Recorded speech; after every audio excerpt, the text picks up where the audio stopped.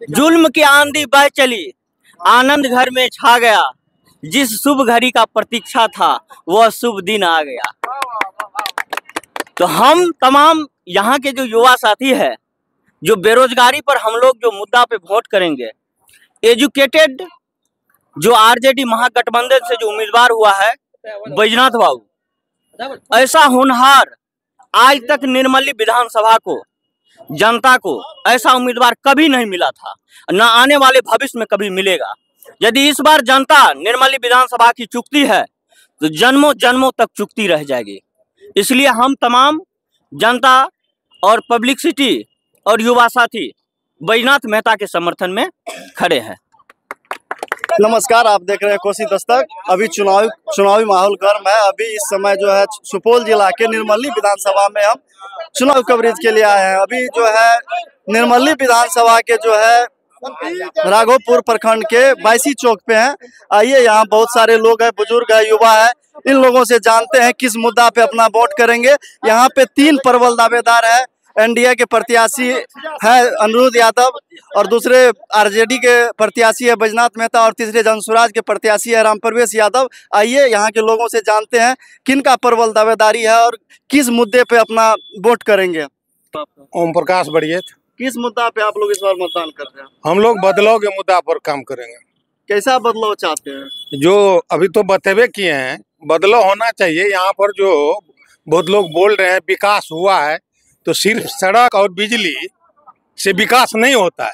यहाँ पर इतना बेरोजगारी है, जो लोगों को पलायन करना पड़ता है, अपने बीवी बच्चे को छोड़ करके बाहर जाना पड़ता है, और बाहर अदर स्टेट में जा करके प्रताड़ित होता है वहाँ के लोगों से। तो जब तक पलायन नहीं रुकेगा, रोजगार नहीं मिलेगा, तो विकास कैसे होगा? और फैक्ट्री की बात जहाँ तक आती है, तो अभी जो माननीय गृह मंत्री जी हैं, बोलते हैं बिहार में जमीनें नहीं है। ये भी उसका हम लोग न्यूज चैनल में सुने हैं। जमीन है यहाँ पे? जमीन काफी मात्रा में है। आप देखिए उसका भूगोल उठा के, क्षेत्र फल उठा करके, जो जमीन है कि नहीं है। इतनी आबादी है। किनके पक्ष में मतदान करेंगे? हम लोग बैजनाथ मेहता के पक्ष में मतदान करेंगे। आइए, और लोगों से जानते हैं। क्या नाम हुआ अच्छा आपका? हमारा घर यहाँ नहीं है, हमको नहीं आता है। आपका क्या नाम हुआ? शिव कुमार मेहता। क्या बदलाव चाहते हैं? बदलाव चाहते हैं, बैजनाथ बाबू को मिलना चाहिए। क्या इनमें क्या खूबी है जो आप इनके पीछे इनको कह रहे हैं हम अपना मतदान करेंगे? मतदान करें। ये ऑल एजुकेटेड हैं। इन्होंने आईएएस से रिटायर होकर के इन्होंने अपने जिंदगी के 7 साल नौकरी को त्याग करके और राजनीतिक क्षेत्र में आए हैं। ये उम्मीदवार हमको नहीं लगता है कि निर्मली विधानसभा में, सुपौल लोकसभा में 5 विधानसभा है, 5 में सबसे वेल एजुकेटेड उम्मीदवार है। वर्तमान विधायक तो 20 साल से है, तो विकास नहीं हुआ आपके क्षेत्र में? विकास इन्होंने रोड और बिजली के रूप में विकास तो किए हैं, लेकिन ये जब जीत के जाते हैं तो दोबारा वापस फिर चुनाव के समय में ही आते हैं। इन्हें लोगों से ये लगता है कि हम सत्ता में हैं और हमारी जीत सुनिश्चित है। ऐसा नहीं है। यहाँ के लोगों को विकास चाहिए, और जब जब जब जरूरत पड़ा उस समय उन्हें खड़ा उतरना चाहिए। अभी सत्ता पक्ष के लोग जो है चुनाव प्रचार में आते हैं तो 125 यूनिट बिजली फ्री, 1100 रुपया पेंशन, ये सब उपलब्धि अपना गिनाते हैं। कोई हमारे विधायक अनिरुद्ध बाबू का देन नहीं है, ये प्रधानमंत्री नरेंद्र मोदी का देन है, ना कि अनिरुद्ध बाबू का देन है। अनिरुद्ध बाबू तो कह रहे हैं कि ये जब जाते हैं जीत करके तो दोबारा फिर चुनाव के समय में ही आते हैं वापस। इन्हें दिखाई नहीं देता। आप लोग पूरा बदलाव के मूड में? बिल्कुल बदलाव के मूड में है। और जब तक हमारा समाज और कोई तरह का घटना घट गया, चाहे आग लगी हो या किसी भी तरह का घटना, या उस पर आते नहीं है। इन्हें जू तक नहीं रेंगता कान पर। ये इन चचा से जानते हैं। क्या नाम हुआ अच्छा आपका? जोगिंद्र मेहता। किस मुद्दा पे इस बार आप लोग वोट कर रहे हैं? बदलाव चाह रहे हैं? बदलाव चाह रहे हैं हम लोग बैजनाथ मेहता को देने के लिए। वही बात है, बदलाव होना चाहिए। हम लोगों का इच्छा है कि बदलाव हो जाना चाहिए सरकार। ये युवा है, इनसे जानते हैं। हम लोग सबसे बड़ी विकास का जो आप लोग नारा लगवाते हैं, तो विकास क्या चीज का हुआ है? आप एग्रीकल्चर में आके देखिए कि किसान का क्या स्थिति है, कि वहाँ 266 रुपए का यूरिया, आप किसी से भी पूछ लीजिए कि उनको कितना रुपया में मिलता है मार्केट से, और टाइम पे यूरिया नहीं मिलता है। यही विकास है क्या? क्या उनको डीएपी का क्या है? शिक्षा जगत में देखिएगा स्कूल का क्या स्थिति है, कि स्कूल में बच्चा क्या पढ़ रहा है, उसको भी जाके देखिए। आप लोग स्कूल को भी देखिए और आप स्कूल के बच्चा से पूछिए कि क्या पढ़ा रहे हैं। टीचर से पूछिए और बच्चा क्या पढ़ रहे हैं। स्वास्थ्य व्यवस्था उसका वेंटिलेटर पे है।